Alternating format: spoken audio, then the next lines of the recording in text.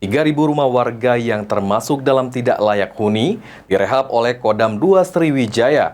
Dalam proses rehab rumah ini, Kodam melibatkan seluruh prajuritnya mulai dari tingkat Kodam hingga Koramil, serta pihak luar.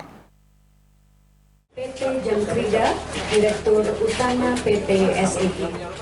Pelaksanaan rehabilitasi rumah tidak layak huni dilakukan Kodam 2 Sriwijaya guna membantu pemerintah daerah dalam merenovasi sejumlah rumah warga yang tidak layak huni.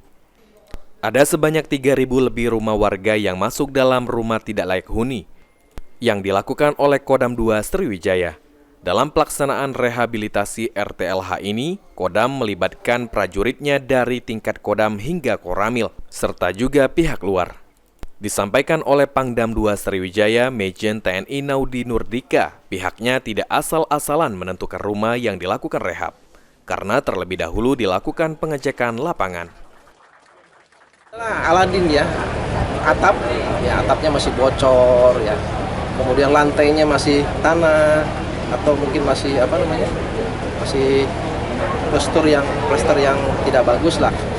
Kemudian dindingnya mungkin masih kayu, masih gedek dan sebagainya. Salah satu rumah yang dilakukan rehab oleh Kodam 2 Sriwijaya ialah milik pensiunan TNI bernama Selamat, yang sudah tinggal puluhan tahun di rumah terbuat dari kayu dan kondisinya seadanya.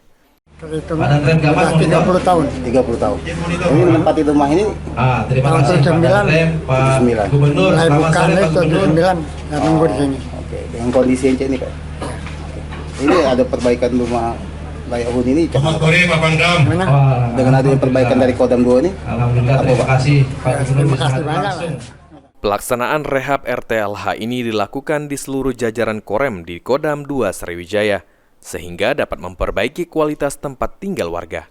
Firman Hidayat, PAL TV.